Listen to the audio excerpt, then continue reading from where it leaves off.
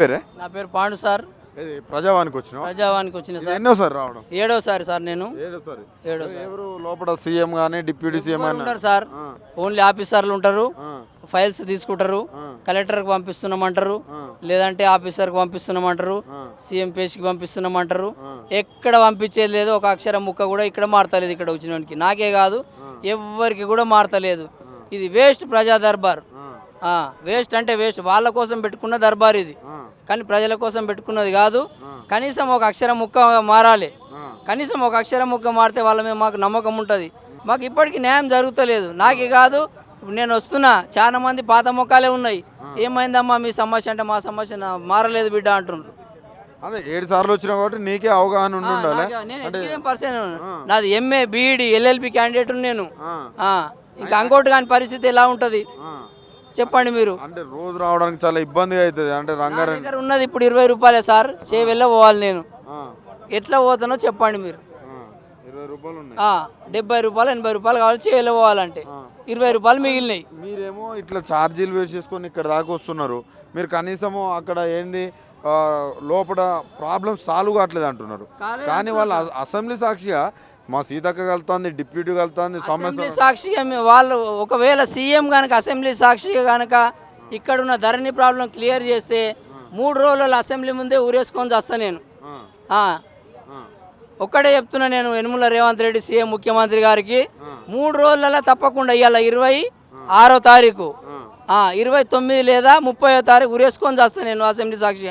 నువ్వు ప్రజా సమస్యలు గిట్ట ఖచ్చితంగా తీరుస్తున్నావని రుజువు చెయ్యి. జిల్లా కలెక్టర్లే మీ మాట వింటలేరు.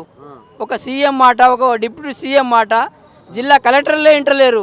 మీరు ఎక్కడ చేస్తారండి? మీరు ఫైళ్ళ మీద సంతకం పెట్టడం వరకే. కలెక్టర్లు చేస్తేనే ఈ రెవెన్యూ డిపార్ట్మెంట్ పని అవుతుంది. ఫస్ట్ వాళ్ళకి వార్నింగ్ ఇవ్వండి. పని చేయని కలెక్టర్ని తీసిపడేయండి.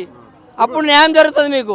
అంటే ఇప్పుడు నువ్వు చెప్పేది విధానం చూస్తే అసలు సీఎంని లెక్కలోకే తీసుకోవట్లేరు అన్నట్టుగా మాట్లాడుతున్నారు మీరు. కలెక్టర్కు మీరు వార్నింగ్ ఇవ్వాలి సార్. వచ్చిన ఫైళ్ళను చేయండి. మీరు వచ్చిన ఫైళ్ళను రోజుకో ఫైల్ పెరుగుతూ ఉంటాం కానీ తగ్గది. వచ్చిన ఫైళ్ళను మీరు చేయండి, ప్రజా సమస్యలు తీర్చండి అని చెప్తున్నాం మేము అనేది ఒకటే. ఆయన కనుక ప్రజా సమస్యలు 3 రోజుల్లో పరిష్కరిస్తే తప్పకుండా అసెంబ్లీ సాక్షిగా ఊరేసుకొని చేస్తాను నేను. పార్లమెంట్ సాక్షిగా యాదిరెడ్డి ఎట్లా తెలంగాణ కోసం ఊరేసుకొని చచ్చిండో, నేను కూడా మీ సమస్యలు కరెక్ట్ పరిష్కారం అంటే ఖచ్చితంగా 3వ రోజు కరెక్ట్ అసెంబ్లీ సాక్షిగా వస్తా. నేను హైదరాబాద్ చదువుకున్న స్టూడెంట్నే. అదే అసెంబ్లీ ముందు ఊరేసుకుని కంపల్సరీ చేస్తాను నేను. వార్నింగ్.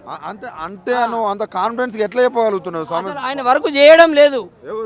యనమల రేవంత్ రెడ్డి రాష్ట్ర ముఖ్యమంత్రి దీని మీద దృష్టి పెట్టడం లేదు.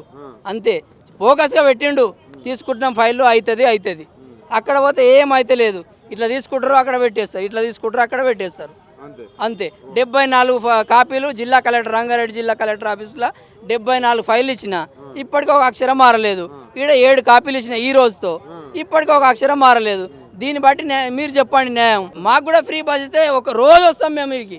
ఫ్రీ బస్ కావాలా? అట్లాగా సార్. ఇప్పుడు లేడీస్కి ఫ్రీ ఇచ్చిర్రు, వాళ్ళు రాగలుగుతారు. మేము రావాలంటే డబ్బులు ఉండాలి. ఒక రోజు ఉండయి.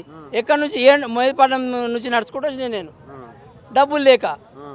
ఇప్పుడు 20 రూపాయలు నేను వెళ్ళ పోవాలి. ఎట్లా పోవాలి చెప్పండి. నా బాధ ఇబ్బందికరమే. నాకు మీకు కూడా చూపిస్తున్నా కదా. నా దగ్గర ఏమన్నా ఇంకా 20 రూపాయల కంటే ఎక్కువ డబ్బులు ఉంటే మీరే ఇప్పుడు ఈయనే చెక్ చేయండి. ప్రజావాణి మీదనైతే మీరు కొంచెం కోపంగానే ఉన్నారు. మాకు నమ్మకం లేదు. 100% చెప్తున్నాం. మాకు ప్రజావాణి మీద, ప్రజా దర్బార్ మీద నమ్మకం లేదు. వీళ్ళు జిల్లా కలెక్టర్ ఎప్పుడైతే 100% పవర్ ఇస్తారో అప్పుడే వరకు ప్రాబ్లం సాల్వ్ అవుతుంది.